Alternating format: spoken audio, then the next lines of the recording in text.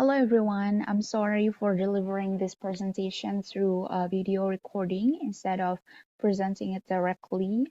So I'm going to have wisdom tooth surgery on Tuesday, so by the time we present this video, I'm most likely still unable to fully talk. So I apologize for that. So anyway, I'm going to present about performance-based testing.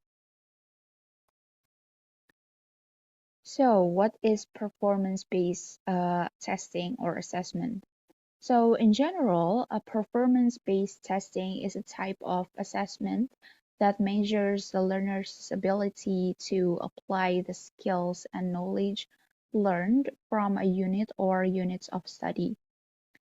So, this type of testing is not like the traditional test types that only involve paper and pencil to do multiple choice tests.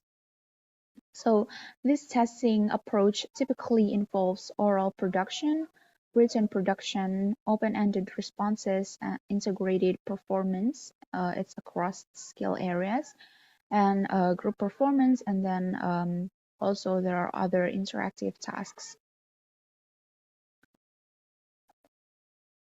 So next is the characteristics of performance-based testing or assessment. So performance-based testing is relatively time-consuming and expensive, therefore. However, the efforts are usually paid off in the form of more direct testing. So because in PBA, learners will perform simulated or real-world tasks. And then performance-based testing is also blurred the line between formal and informal assessments. So the test will be less formally structured and more on evaluation. Furthermore, there is also a presence of interactive tasks. So the test will require the learners to perform the behavior that will be measured. So it's unlikely that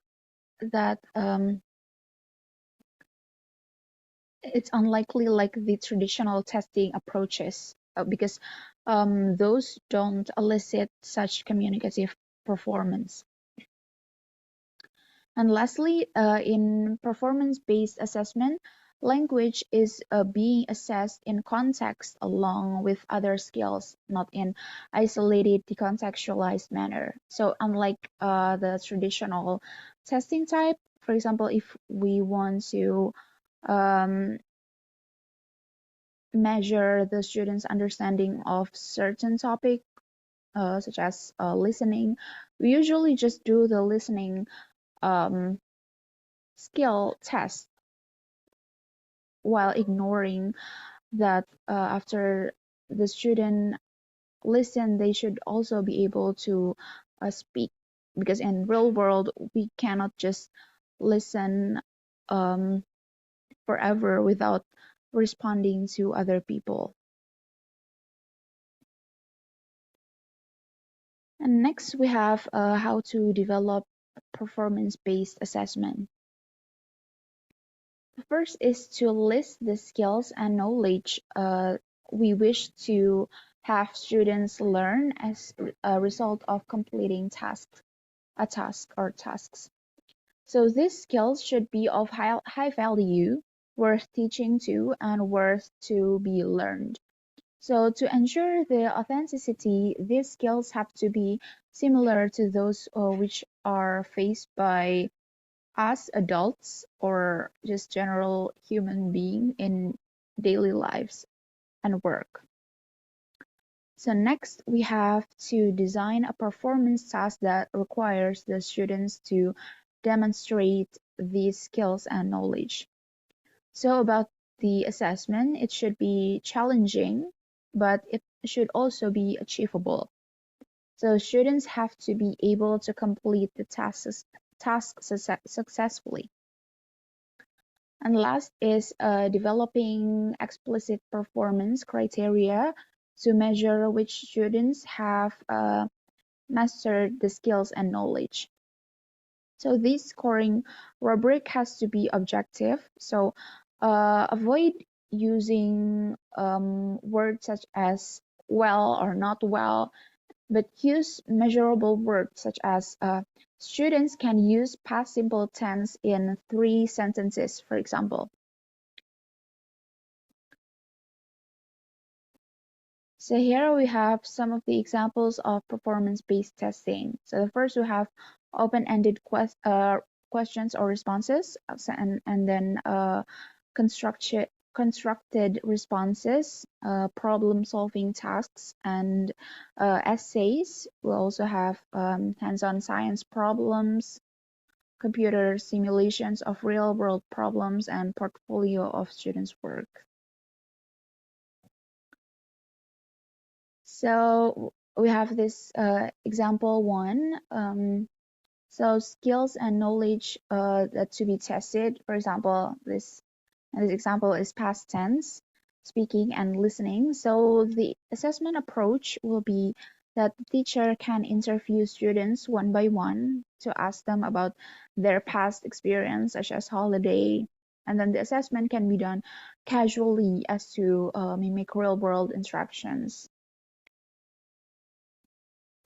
And then we have case example two. So if you guys, I'm sure you guys are familiar with the IELTS test. So it's International English Language Testing Service test. So it is one of the examples of performance-based testing. So the initial aim of IELTS is to test whether prospective students at British universities would be able to cope with the language demands of their studies. So the tests were linked to performance that needed to be practiced to be predicted. I'm sorry, there has been a typo. Um, and then most tasks simulate those encountered by students in university settings.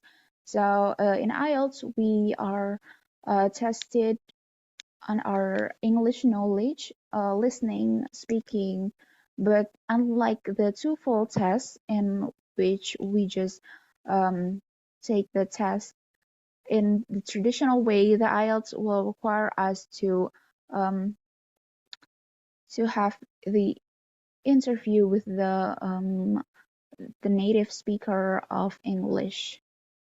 So this is the one of the examples of performance-based assessment. And then that's all from me. Thank you very much. I'm sorry if um, there's a mistake some mistakes from me. Yeah, thank you very much.